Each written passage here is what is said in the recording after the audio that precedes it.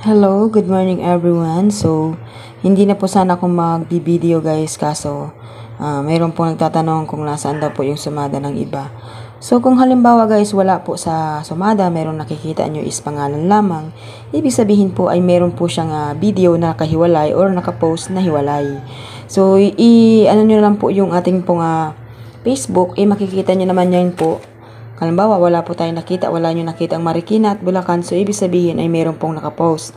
Kapag wala din pong Camarines Norte, so naandyan po yan. Ibig sabihin, naandyan pa rin po yan, kumpleto po yan. So, wag pong mag-alala kasi kumpleto naman yan kung nawawala yung iba. Diba? Nakita nyo naman kanina na marami po tayong mga pinaghiwalay na post. Mayroon po tayong Cavite, Pampanga, La Union. Tapos, Batangas, Rizal, Laguna, Quezon Province. Tapos, ito yung ano natin, yung Pangasinan natin guys, ito yung Pangasinan natin, 'di ba? Yan ba 'yun? Yan ba yung last?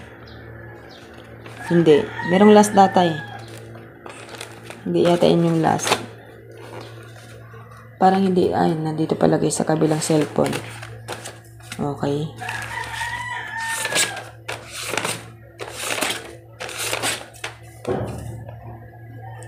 Okay, nakita niyo naman yata yung post ko kahapon ng Marikina. Tsaka yung Pangasinan, di ba? Ito yun, oh. Oh, ayan. Tapos yung Bulacan natin, nakita niyo siguro yun. Post ko ng isang araw ng Bulacan natin ay ito siguro yun, guys.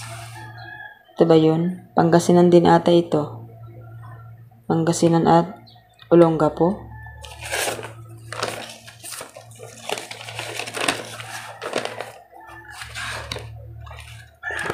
So, meron po ako dyan post ng Bulacan. Tingnan nyo po dyan, 1 day ago. So, kahapon yun. So, wag pong kalimutan, okay? So, yun po ang tatayaan. So, yun na po guys ang ating tatayaan. So, like and share po. Don't forget.